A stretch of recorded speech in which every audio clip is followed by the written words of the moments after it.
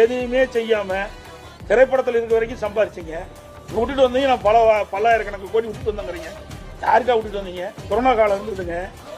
Corona காலம் வந்து இதெல்லாம் வீட்டு விட்டு வெளியே வருவாரா? கொரோனா நிவாரண நிதிக்கு நடிகர் விஜய் 1,30,00,000 ரூபாய் நன்கொடையாக கொடுத்துள்ளார்.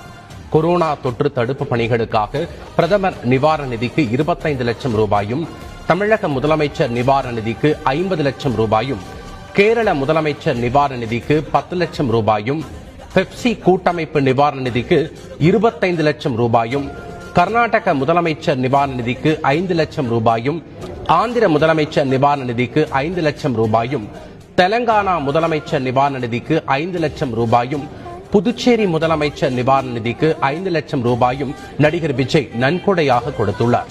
மேலும் தனது ரசிகர் மன்றங்கள் மூலமும் நன்கொடை அளித்து பாதிக்கப்பட்ட ஏழை எளிய மக்களுக்கு நிவாரண உதவிகள் செய்யுமாறு நடிகர் விஜய்